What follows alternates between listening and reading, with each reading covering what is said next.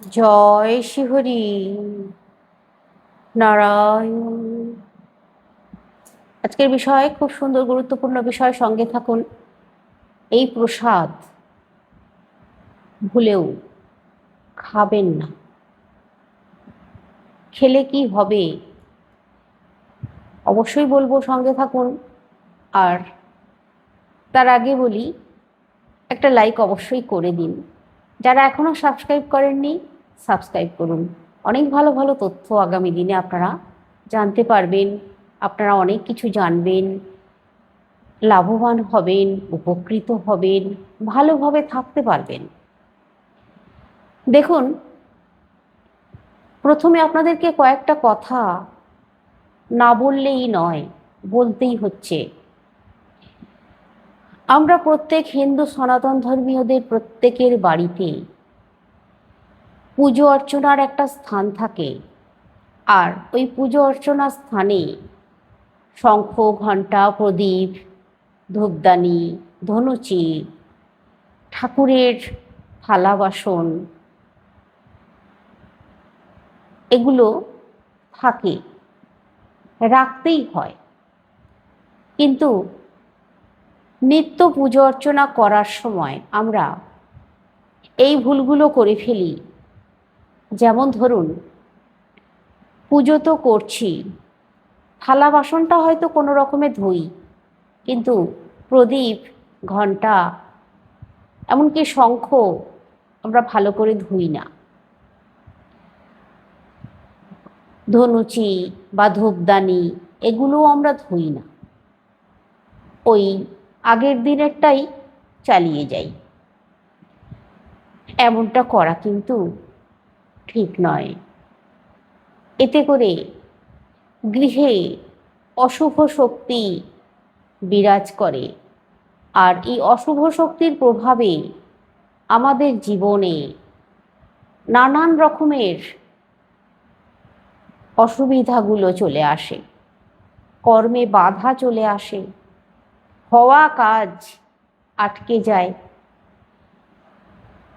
আমরা দেখতে পাচ্ছি যে এই কাজটা সম্পূর্ণ হয়ে যাবে, কিন্তু ঠিক শেষ মুহূর্তে সেটা আর হলো না, এমনই বাধা চলে আসে। তাই বলছি, প্রতিদিনই প্রদীপ, ঘণ্টা, ধনুচি, ধূপদানি যেগুলো ব্যবহার করা হয়ে যাচ্ছে একবার, সেগুলোকে মাজা ধোয়া করে আবার পরের দিন ব্যবহার করতে হয়। ঠাকুর পুজো করার পর যে ফুলগুলো থেকে যায়, অনেকেই আছেন বৃহস্পতিবার দিন পুজো করেন আর সারা সপ্তাহ শুধু জল বাতাসা ঠাকুরকে দেন, সারা সপ্তাহ ফুল দিয়ে পুজো করেন না। এমন হতেই পারে, আপনারা নাও করতে পারেন সারা সপ্তাহ ফুল দিয়ে পূজা। জল বাতাসা অবশ্যই দিতে হবে, ধূপ প্রজ্বলিত করতে হবে। কিন্তু এই ভুলটা আমরা করে ফেলি। যে ফুল দিয়ে আমরা দেবতাকে বৃহস্পতিবার দিন পুজো করলাম, ওই বাসি ফুল আমরা সারা সপ্তাহ ফেলে রাখি সেই স্থানে। এতে করে কি হয় জানেন? এতে করে সংসারে দারিদ্রতা চলে আসে, সংসারে অসুখ লেগেই থাকবে।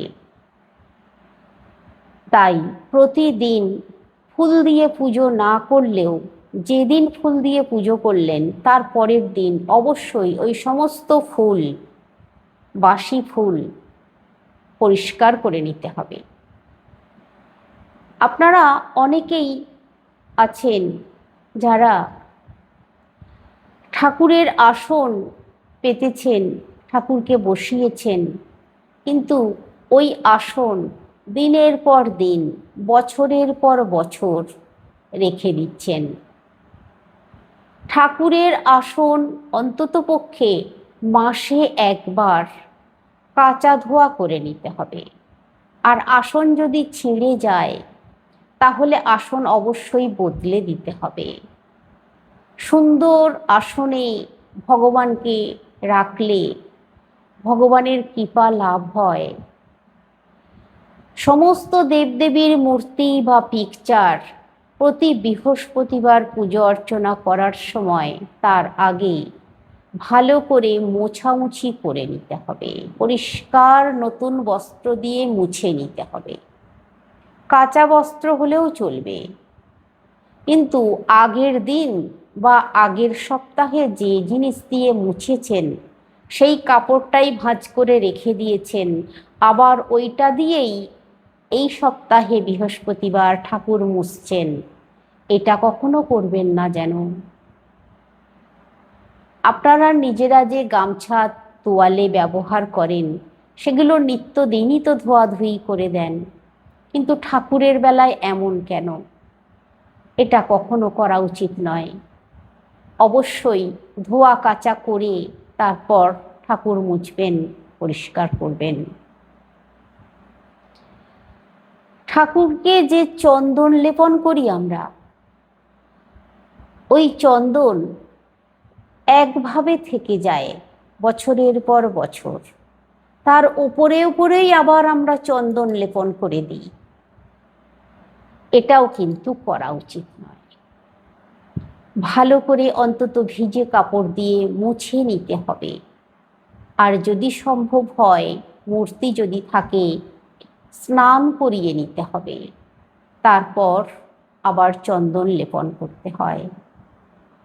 একই চন্দনের ওপরে বা মা লক্ষ্মীকে সিঁদুর পরাচ্ছেন, সেই সিঁদুরের ওপরে ওপরে ওপরে ওপরে দিয়ে যাচ্ছেন, আর একটা বিশ্রী রূপ তৈরি হয় যাতে করে অলক্ষ্মী বাসা বাঁধে ওই স্থানে।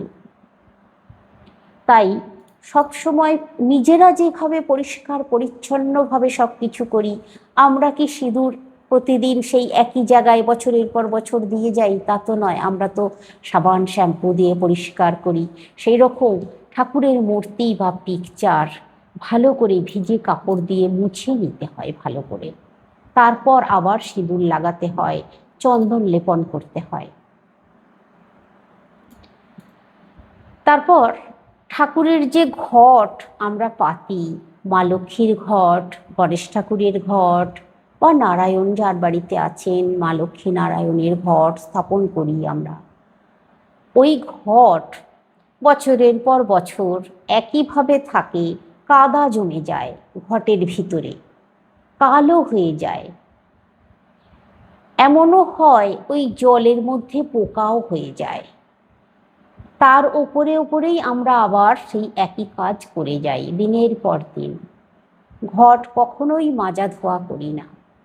ঘটের গায়ে যে স্বস্তিক আমরা আঁকি তেল সিঁদুর দিয়ে, তার ওপরে ওপরেই আবার আমরা চাপিয়ে যাই।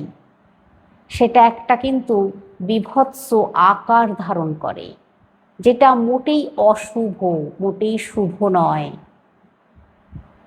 চরম অশুভ।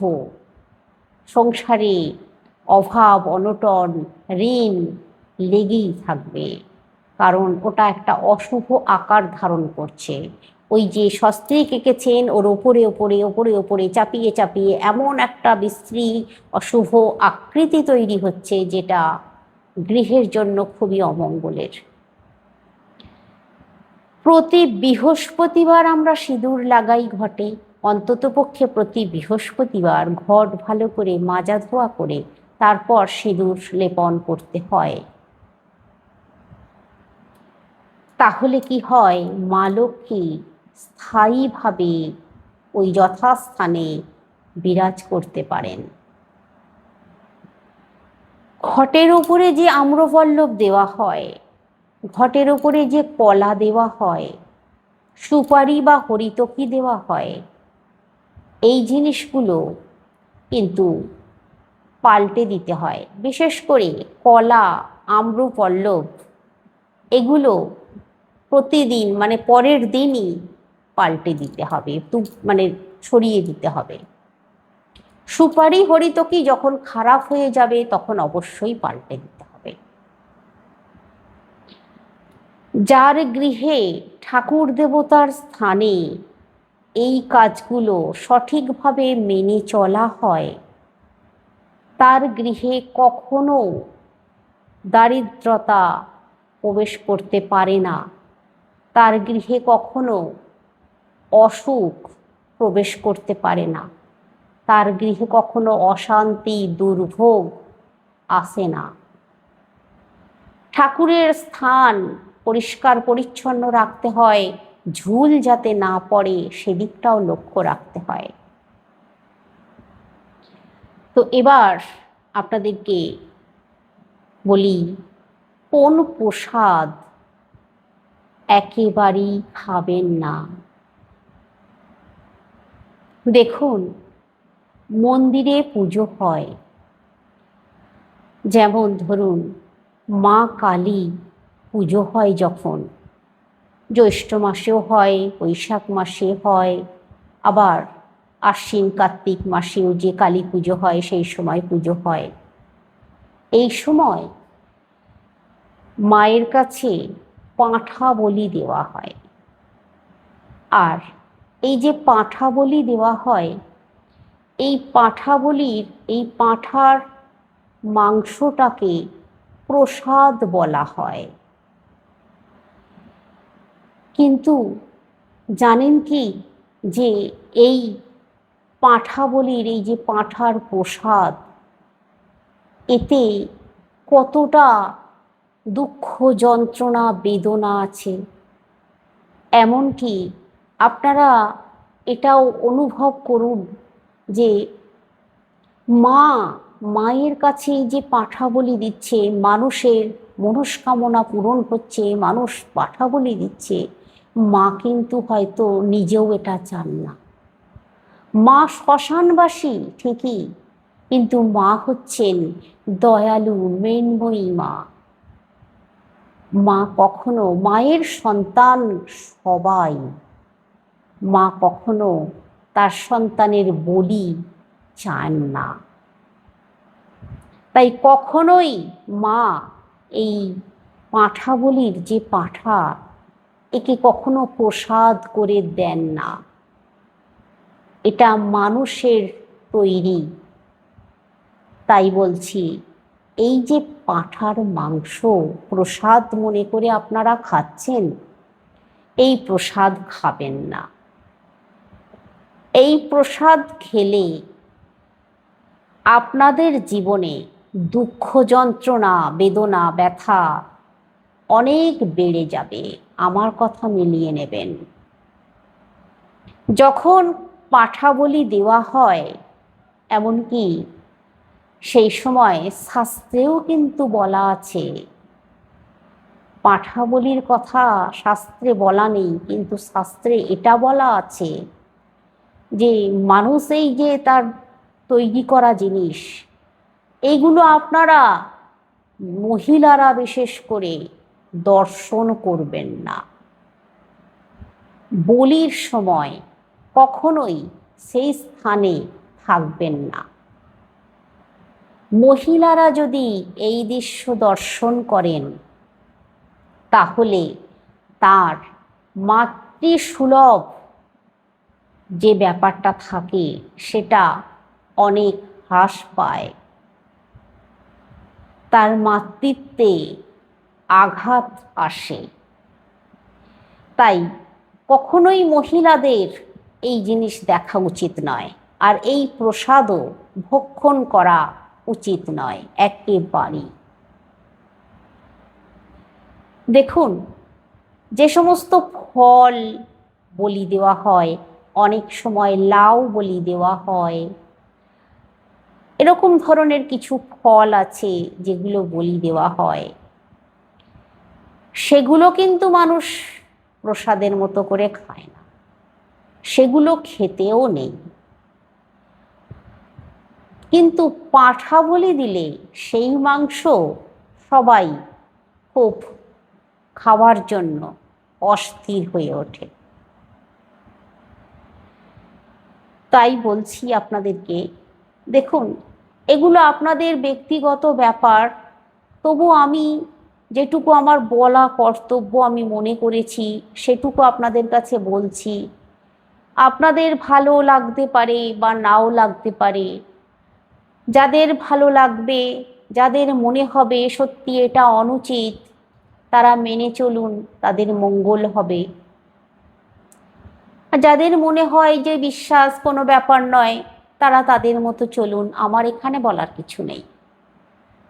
কিন্তু আমি সকলের উদ্দেশ্যেই বলছি, এই প্রসাদ কিন্তু মা কখনোই করে দেন না। এই প্রসাদ কখনোই প্রসাদ নয়। এই ভক্ষণ করা পাপই, পাপের কাজ। তো এবার আপনাদেরকে বলি, মা কালীর কাছে আপনারা কখনোই এইটা মানত করবেন না। আপনারা মা কালীর কাছে, আপনাদেরকে আমি বলে দিচ্ছি, মায়ের কাছে যদি এই একটি জিনিসের কথা বলছি, সেটা যদি আপনারা মানত করতে পারেন, আপনাদের মনস্কামনা পূরণ করবেন মা। আর সেই জিনিসটা হচ্ছে পদ্ম ফুল। মাকে আপনারা নিবেদন করবেন, মনস্কামনা পূরণ হয়ে গেলে 108টা পদ্ম ফুল, এইটা মানত করবেন। মা অত্যন্ত খুশি হবেন, মা আপনাকে আশীর্বাদ করবেন, আপনার মনস্কামনা পূরণ করে দেবেন। মা দুর্গাই বলুন, মা কালী বলুন, মা তারা বলুন, এই যে মাতৃশক্তি দেবী, এনাদের কাছে আপনারা পদ্ম ফুল মানত করুন যে আমি, আমার মনস্কামনা পূরণ হয়ে গেলে মা তোমার শ্রীচরণে 108টা পদ্ম নিবেদন করব। ভক্তি বিশ্বাস নিয়ে এই কাজ করবেন, দেখবেন মা সদা সর্বদা আপনাকে রক্ষা করবেন, আপনার পরিবারকে রক্ষা করবেন, আপনার সকল মনস্কামনা পূরণ করবেন। আর মায়ের কাছে অবশ্যই আলতা সিঁদুর নিয়ে যাবেন। মায়ের অত্যন্ত প্রিয় জিনিস আলতা সিঁদুর, এই জিনিস অবশ্যই নিয়ে যাবেন। আজকে রাখছি, সকলে সুস্থ থাকুন, ভালো থাকুন, শ্রীহরি নারায়ণের কৃপায়। আজকে কমেন্টে লিখুন, জয় মা কালী মায়ের জয়, জয় মা তারা মায়ের জয়। আজকে মায়ের কাছে আপনারা প্রার্থনা করুন, মায়ের নাম কমেন্টে একবার হলেও লিখুন, মায়ের অশেষ কৃপা লাভ করবেন।